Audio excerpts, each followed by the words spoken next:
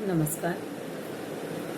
मैं डॉक्टर प्रभा गुप्ता, शासकीय महाविद्यालय बिर्रा, सहायक प्राध्यापक राजनीति विज्ञान से आज मैं आपके समक्ष जो है एमए सेकेंड सेमेस्टर का सेकेंड पेपर का 5th यूनिट से जो टॉपिक मुझे दिया गया है वह है विकासात्मक मुद्दे, तृतीय विश्व की विकासात्मक मुद्दे, जिसके अंतर्गत गरीबी और खाद्य समस्या यह मेरा टॉपिक है। गरीबी और खाद्य समस्या को जानने के पहले हमें यह जान लेना आवश्यक है कि तृतीय विश्व या विकासशील देश किसे कहते हैं। तृतीय विश्व जो है इसका अभ्युदय जो है 1945 के पश्चात अर्थात द्वितीय विश्व युद्ध के पश्चात इसका जन्म हुआ, क्योंकि द्वितीय विश्व युद्ध के पश्चात पूरे विश्व परिदृश्य में विश्व का जो समूचा जो उसका स्वरूप जो है, उसकी जो भौगोलिक स्थिति जो है वह पूर्णतः परिवर्तित होने की स्थिति में थी, क्योंकि द्वितीय विश्व युद्ध के पूर्व विश्व 2 भागों में विभाजित था, परंतु द्वितीय विश्व युद्ध के पश्चात जो साम्राज्यवादी जो देश थे उन देशों से उपनिवेशवाद का अंत होने जा रहा था, साम्राज्यवाद का अंत होने जा रहा था, क्योंकि द्वितीय विश्व युद्ध के पश्चात बहुत सारे ऐसे राष्ट्र थे जो उपनिवेशवाद से वह स्वतंत्र हो रहे थे और स्वतंत्रता के पश्चात उनके सामने एक बहुत बड़ी समस्या थी, वह थी उनके विकास की, उनकी आवश्यकताओं की पूर्ति की, क्योंकि पूर्व में साम्राज्यवादी देशों ने इनके आर्थिक विकास को अवरुद्ध कर दिया था, इसलिए ये अपने विकास का मार्ग जो है वह प्रशस्त करना चाहते थे। इसी संदर्भ में हम देखते हैं कि विकासशील देश जो है वह आर्थिक विकास के उच्चतर स्तर को प्राप्त करने के लिए प्रयत्नशील थे। ये पारंपरिक जो विकास है उसको छोड़ करके द्रुत गति से कृषि उपज को बढ़ाना चाह रहे थे और उन्हें विकास से विकसित देश की श्रेणी में ला करके खड़ा करना चाह रहे थे। इस आधार पर हम कह सकते हैं कि तृतीय विश्व जो है अपने आर्थिक विकास की दिशा में आगे बढ़ते हुए एक नवीन सोपान को प्राप्त करना चाहता था, एक नवीन स्थिति को प्राप्त करना चाहता था कि वह अपने राष्ट्र को एक विकसित राष्ट्र की श्रेणी में खड़ा कर सके। इन राष्ट्रों का जो है वह जनसंख्या घनत्व जो है वह काफ़ी ज़्यादा था।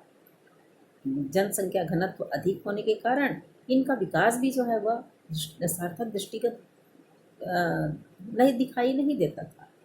विकासशील देशों में प्रमुखता यदि हम देखें तो वर्तमान में भारत, चीन, बांग्लादेश, श्रीलंका, सऊदी अरब आदि बहुत सारे ऐसे देश हैं जो अपने राष्ट्र को विकास के मार्ग पर प्रशस्त करते हुए आज एक विकसित राष्ट्र की श्रेणी में जाना चाहते हैं। इसलिए इन राष्ट्रों को विकासशील राष्ट्र की श्रेणी में रखा गया है और ऐसे ही राष्ट्रों के समूह को हम तृतीय विश्व के नाम से जानते हैं। अब स्वाभाविक है कि इन देशों में आर्थिक विकास कमजोर थी। इन देशों के प्रति व्यक्ति आय जो है वह विकसित देशों की अपेक्षा जो है वह कम होती है और इस कारण से इन देशों में गरीबी, बेरोजगारी, अशिक्षा आदि जो है वह देखने को मिलता है। शिक्षा का कम स्तर होता है, इसलिए बेरोजगारी होती है। इन देशों में कई समस्याओं से गुजरना पड़ रहा है और इन्हीं समस्याओं में एक मुख्य समस्या है, वह है गरीबी। अब हम यह देखेंगे कि गरीबी क्या है, गरीबी का अर्थ क्या है, गरीबी को हम किस रूप में परिभाषित कर सकते हैं, इस संदर्भ में हम देखेंगे।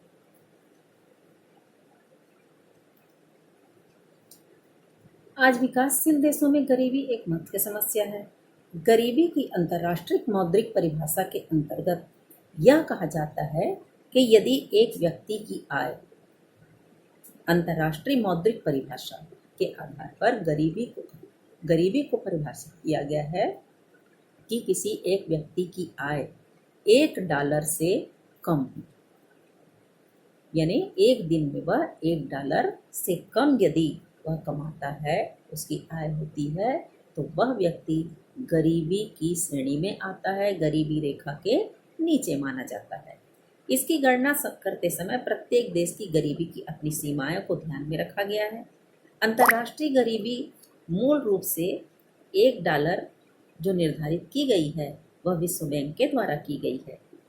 गरीबी के अर्थ जो है वह व्यक्ति को निम्न जीवन स्तर से लिया जाता है, अर्थात गरीबी जो है वह व्यक्ति के निम्न जीवन स्तर होता है, जिसके अंतर्गत वह अपनी बुनियादी आवश्यकताओं की पूर्ति नहीं कर पाता। इस आधार पर दो दृष्टिकोण देखने को मिलते हैं, पहला निरपेक्ष दृष्टिकोण और दूसरा सापेक्ष दृष्टिकोण। निरपेक्ष दृष्टिकोण के अंतर्गत यह होता है कि एक व्यक्ति की आय या उसके उपभोग व्यय इतना न्यूनतम होता है कि वह अपने भरण पोषण करने में वह असमर्थ होता है, अर्थात वह अपनी मौलिक आवश्यकताओं की पूर्ति करने में वह असमर्थ होता है। ऐसा व्यक्ति जो है वह निरपेक्ष गरीबी के अंतर्गत आता है, अर्थात जिसकी आय सीमा जो है वह बुनियादी आवश्यकताओं की पूर्ति में वह समर्थ नहीं है, तो ऐसा व्यक्ति जो है वह गरीबी रेखा के नीचे आता है और वह गरीब कहलाता है। इसी प्रकार से हम देखते हैं कि सापेक्ष दृष्टिकोण वह होता है जिसके अंतर्गत हम देखते हैं कि यह दो देशों के आय की तुलना में भारी अंतर होता है। यदि दो राष्ट्र की आय की तुलना अलग अलग है, मतलब कि एक राष्ट्र में वो वहाँ के व्यक्तियों की आय जो है वह अधिक है और एक राष्ट्र में यदि उस व्यक्ति की आय जो है वह कम है, तो इस आधार पर हम गरीब राष्ट्र और अमीर राष्ट्र की श्रेणी में रखते हैं। अर्थात गरीब राष्ट्र और अमीर राष्ट्र यदि हैं तो वह जो है वह सापेक्ष दृष्टिकोण के अंतर्गत अमीर और गरीब कहलाते हैं। इस आधार पर हम देखते हैं कि निरपेक्ष और सापेक्ष दृष्टिकोण दो प्रकार के होते हैं। भारत में गरीबी का निर्धारण जो है वह यहाँ के पौष्टिक आहार के आधार पर निर्धारित किया गया है। भारतीय योजना आयोग, जिसे आज हम वर्तमान में नीति आयोग कहते हैं, योजना आयोग की स्थापना जो है वह 1950 में की गई थी, लेकिन वर्तमान में योजना आयोग को समाप्त करके उसके स्थान पर नीति आयोग का जो है वह स्थापना की गई है। तो नीति आयोग के अनुसार ग्रामीण क्षेत्र में यदि किसी व्यक्ति को 24 कैलोरी यदि पौष्टिक आहार प्राप्त नहीं होता तो वह गरीबी की श्रेणी में आता है, अर्थात वह गरीबी रेखा के नीचे होता है। और शहरी क्षेत्रों में 2100 कैलोरी यदि जो है वह पौष्टिक आहार प्राप्त नहीं होता तो वह गरीबी रेखा के नीचे आता है। इस आधार पर यहाँ पर पौष्टिक आहार के आधार पर गरीबी जो है वह निर्धारित की गई है। इस तरह से हम कह सकते हैं कि गरीबी रेखा के नीचे आने वाले व्यक्ति जो है वह 24 कैलोरी ग्रामीण क्षेत्रों में और शहरी क्षेत्रों में 2100 कैलोरी यदि वह पौष्टिक आहार प्राप्त नहीं करता तो उसका जीवन स्तर गरीबी रेखा के नीचे माना जाता है। विश्व में गरीबी की यदि हम संख्या देखें तो 2001 में 21% थी और वर्तमान में आज 13% है, अर्थात गरीबी की जो प्रतिशत जो है वह आज वर्तमान में कम देखने को मिलती है।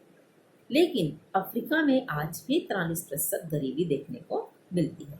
दक्षिण एशिया में 19% है, यूरोप और मध्य एशिया में 2% गरीब है, अर्थात यूरोप में गरीबी की मात्रा जो है वह गरीबी की संख्या जो है वह कम है, गरीबी का प्रतिशत जो है वह कम है। संयुक्त राष्ट्र संघ ने सहस्त्राब्दी वर्ष निर्धारित किया।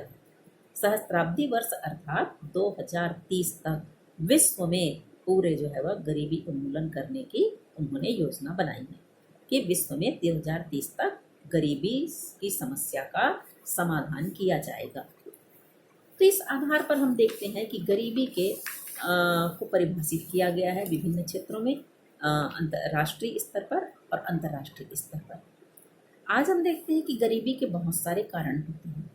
उन कारणों में पहला कारण है, यदि हम देखें कारण तो बहुत सारे हैं, लेकिन यदि हम विश्व गरीबी के अंतर्गत देखें, वैश्विक गरीबी को हम देखें तो पहला कारण है गरीबी के ऐतिहासिक कारण। जैसा कि मैंने पूर्व में ही बताया था कि विकासशील देश यानी तृतीय विश्व, जहाँ पर जो है वह आर्थिक विकास को ध्यान में नहीं रखा गया, इसलिए औपनिवेशिक कारण से भी गरीबी जो है वह देखने को मिलता है। विकासशील देशों में ब्रिटिश उपनिवेश जो है वह सबसे अधिक था, ब्रिटेन जो है वह सबसे अधिक जो है वह अपनी साम्राज्य स्थापित करके रखा था, जिसके अंतर्गत आर्थिक विकास बहुत कम किया। पारंपरिक उद्योगों पर उन्होंने ध्यान ही नहीं दिया। लघु उद्योग, गृह उद्योग, इनको जो है वह उन्होंने पूरी तरह से समाप्त कर दिया, क्योंकि वहाँ पर औद्योगिकरण हो चुका था और वो जो है वह यहाँ से सारे कच्चा माल ले जा करके वहाँ उत्पादन करते थे और उस माल को बना करके वह इन्हीं उपनिवेशिक क्षेत्रों में जो है वह उसको जो है वह वो व्यापार करते थे। इस आधार पर स्थानीय जो आर्थिक विकास था उसको जो है वह पूरी तरह से उन्होंने विकसित करने का प्रयास नहीं किया। तो यह भी एक गरीबी का कारण है। दूसरा कारण है जनसंख्या वृद्धि दर की अधिकता।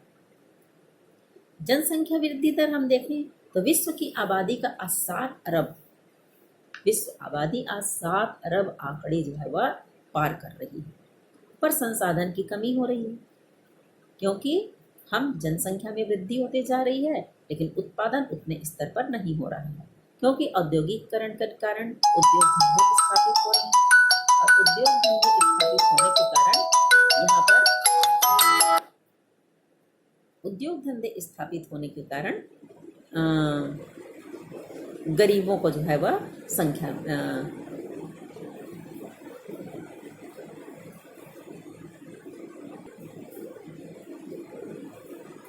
तो उद्योग धंधे औद्योगिकरण के कारण बड़े बड़े कल कारखाने स्थापित किए जा रहे हैं। जनसंख्या वृद्धि हो रही है तो स्वाभाविक है आवासीय भूमि जो है वह अधिकाधिक उपयोग किया जा रहा है, इसलिए उत्पादन में कमी होते जा रही है, क्योंकि इनको जो है वह उत्पादन के जो भूमि है उसकी कमी होती जा रही है। तीसरा हम देखें तो कृषि की कम उत्पादकता। ग्लोबल वार्मिंग के कारण आज विश्व जो है वह ग्लोबल वार्मिंग से ग्रस्त है। यह भी एक बहुत बड़ी समस्या है। ग्लोबल वार्मिंग के कारण कहीं पर भारी मात्रा में बारिश होती है, कहीं पर कम बारिश होती है, कहीं पर सूखा पड़ जाता है, जिससे जो है वह उत्पादन में कमी हो रही है। उत्पादन में कमी के साथ साथ यहाँ पर हम देखते हैं कि भूमि की उपजाऊ क्षमता भी कम होते जा रही है, जिससे जो है वह किसानों की स्थिति काफ़ी कमज़ोर होते जा रही है और गरीबी की संख्या में वृद्धि हो रही है। चौथा हम देखें तो भूमि एवं अन्य संसाधनों का असमान वितरण। इसका कारण यह है कि आज हम देखें औद्योगिकरण के कारण उद्योग जो है वह अधिकाधिक स्थापित हो रहे हैं, पूंजी जो है वह पूंजीपतियों के जो है वह हाथों में केंद्रित होते जा रही है और गरीब जो है वह मजदूर वर्ग जो है वह गरीब ही होता जा रहा है, अर्थात अमीर अमीर होते जा रहा है और गरीब गरीब होते जा रहा है। इससे भी असमान वितरण से जो है वह गरीबी की यहाँ पर देखने को मिलता है। भारत में जो है वह 90% जो संसाधन है उसमें 10% अमीरों का अधिकार है। यह भी एक गरीबी का बहुत महत्वपूर्ण कारण है, बहुत बड़ा कारण है। पांचवा यदि हम देखें तो कई अन्य सामाजिक, सांस्कृतिक और आर्थिक कारण हैं। इसके अंतर्गत यह होता है कि इसे हम यदि भारत के संदर्भ में देखें तो भारत में जो है वह लोग अपने सामाजिक दायित्वों की पूर्ति के लिए विभिन्न प्रकार के जो है वह कर्ज के जाल में फंस जाते हैं। जैसे सामाजिक दायित्व जो है, समाज में उनको रहना है तो समाज के नियमों का पालन करना है। इसके तहत कोई शादी के लिए, कोई जो है वह पढ़ाई के लिए, कोई जो है वह विभिन्न क्षेत्रों में अपने कर्तव्यों की पूर्ति के लिए कर्ज ले लेता है और कर्ज के आधार पर जो पूंजीपति वर्ग जो है या जो है वह धनी सामंत वर्ग जो है वह उनका शोषण करता है और उससे जो है वह धीरे धीरे उसकी स्थिति कमजोर हो जाती है। छठवां जो है वह संसाधनों का अल्पतम प्रयोग। संसाधनों का अल्पतम प्रयोग में यह है कि कृषि में छिपी जो बेरोजगारी है, अल्प बेरोजगारी की दशाओं के कारण किसानों को आर्थिक दशा कमजोर होती है।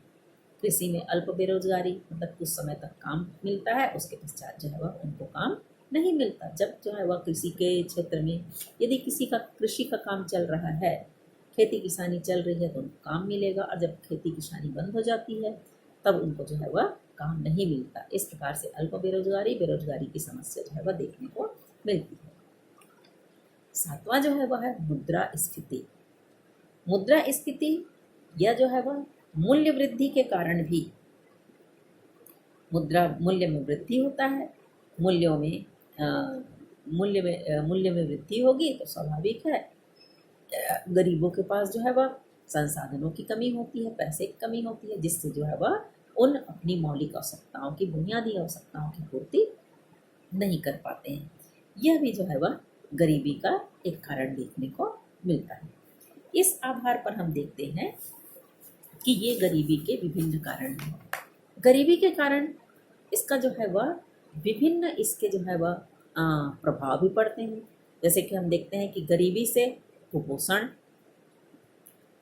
होता है, बेरोजगारी आती है, इसके अलावा जो है वह अशिक्षा आती है। अशिक्षा के कारण जो है वह व्यक्ति अपना विकास नहीं कर पाता। गरीब होता है वह अपनी शिक्षा का स्तर जो है वह सुधार नहीं पाता।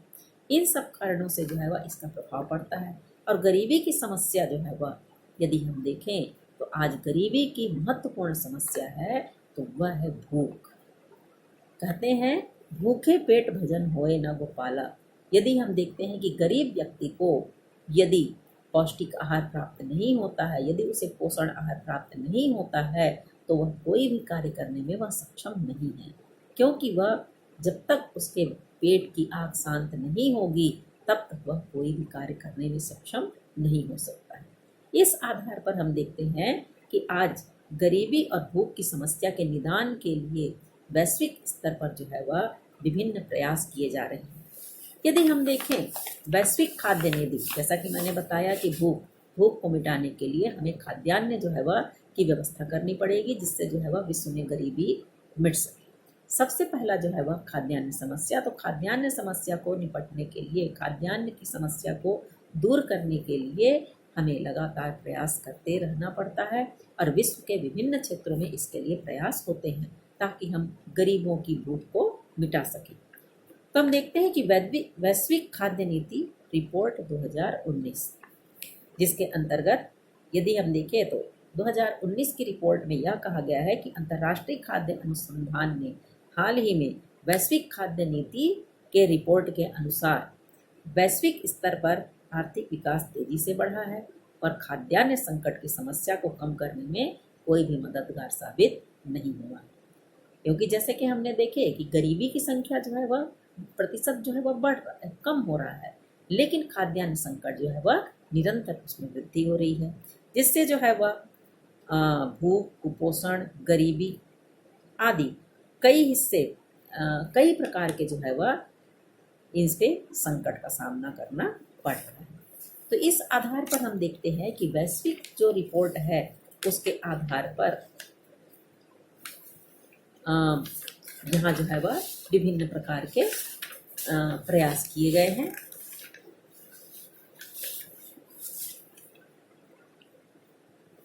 वैश्विक खाद्य नीति रिपोर्ट 2019 के अनुसार विश्व में कुल आबादी का 45.3% ग्रामीण आबादी, जिसमें 70% जो है वह गरीब है। 2012 से 2017 तक कुपोषित बच्चों की संख्या 15 करोड़ है। तीव्र जनसंख्या वृद्धि दर से रोजगार की समस्या उत्पन्न हो रही है और विश्व के 50% ग्रामीण युवा बेरोजगार हैं। इस आधार पर इन्होंने इस रिपोर्ट में जो है वह अपना यह रिपोर्ट प्रस्तुत किया। इस आधार पर अंतर्राष्ट्रीय स्तर पर जो है वह खाद्य की सुरक्षा, अर्थात सबसे पहला जो था वह है भूख या कुपोषण। इसे दूर करने के लिए खाद्य की सुरक्षा के संदर्भ में अंतर्राष्ट्रीय क्षेत्र में विभिन्न प्रयास किए गए, जिसके अंतर्गत हम देखते हैं इसमें भारत ने भी अपना योगदान दिया है और इसमें क्या क्या प्रयास किए गए इसे हम देखते हैं। तो जैसा कि हम देखते हैं अंतर्राष्ट्रीय खाद्य सुरक्षा के स्तर पर जो प्रयास किए गए उसमें भारत का क्या योगदान था। तो यदि हम पहला देखें तो पहला है अंतर्राष्ट्रीय अनाज परिषद। अंतर्राष्ट्रीय अनाज परिषद की स्थापना जो है वह 1949 में की गई और इसका लंदन में सचिवालय है। दूसरा जो है वह विश्व खाद्य कार्यक्रम, जिसमें जो है वह जिसका प्रसारण जो है वह उड़ीसा, छत्तीसगढ़, झारखंड आदि में आज भी इस योजनाओं का जो है वह संचालन किया जाता है। SAARC food bank, SAARC food bank की स्थापना जो है वह 2007 में 14वें शिखर सम्मेलन, सार्क के 14वें शिखर सम्मेलन में इसकी स्थापना की गई थी।